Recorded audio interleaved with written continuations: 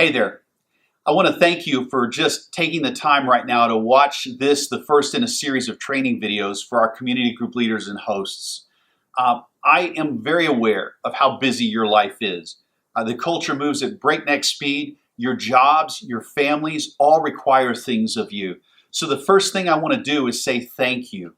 Thank you for taking the time. Thank you for finding this to be important enough to carve out time to sacrifice for the community group system.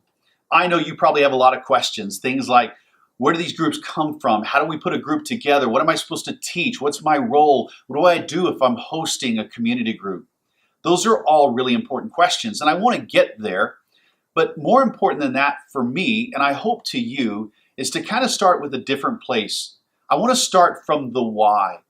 Why do we do community groups? Why do we take another night out of the week and carve it out, set it aside, and ask people to become part of these groups?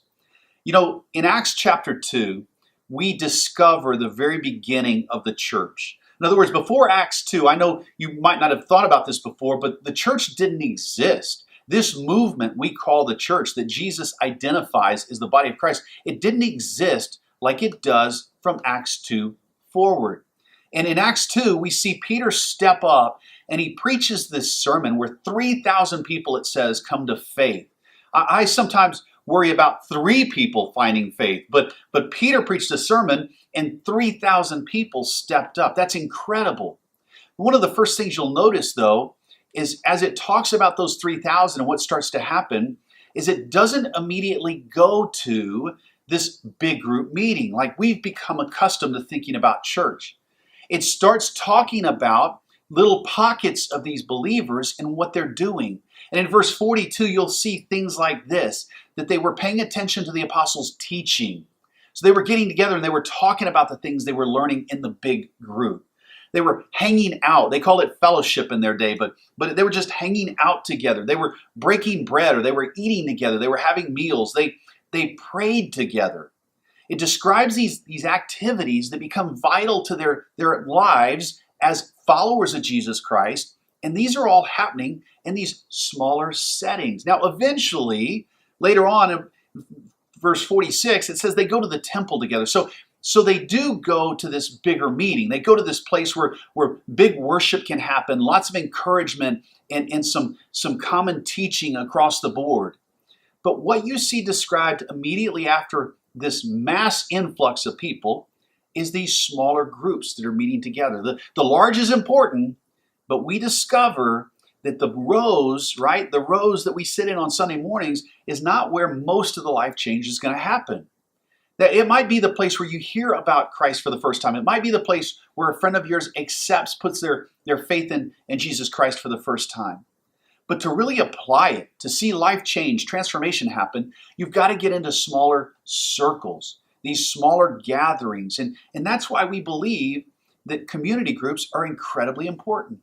We believe that's where people are going to be known, where problems can be solved and needs can be met and the wounds can be talked about and things can be healed, right?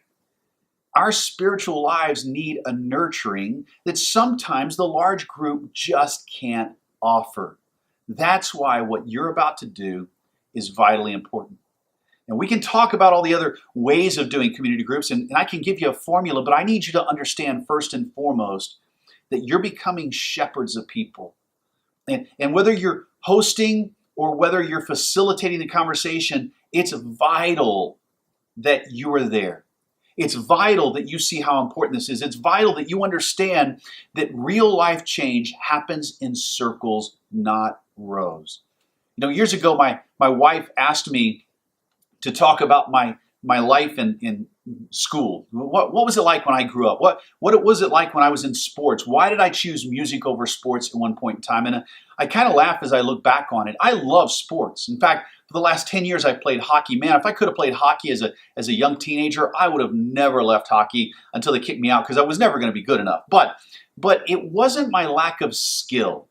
I was always the kid that was probably in my 90th percentile with my height and probably about 30th percentile with my weight. Like I was a stick guy, right? I was just really thin.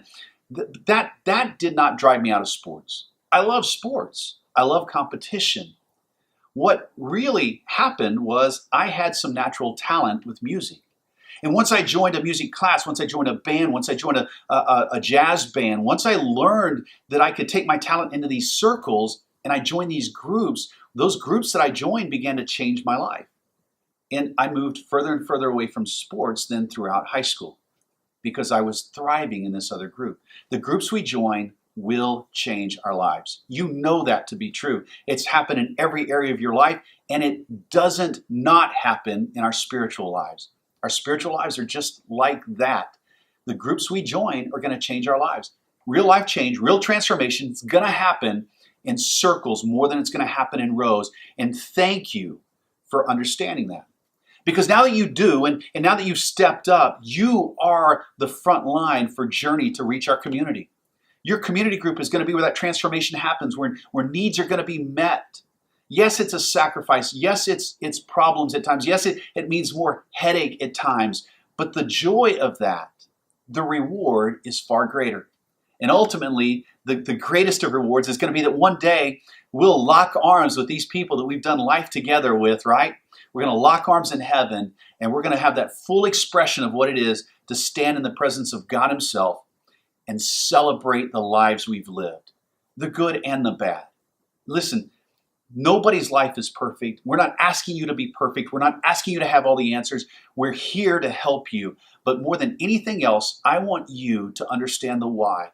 That real life change happens in circles, not rows. That we're asking you to be the facilitator, to be the host, to on Sunday mornings walk in the lobby and look for people who are not connected and think about how much better their life would be, their walk would be, their transformation in Christ would be accelerated if they could be a part of your group.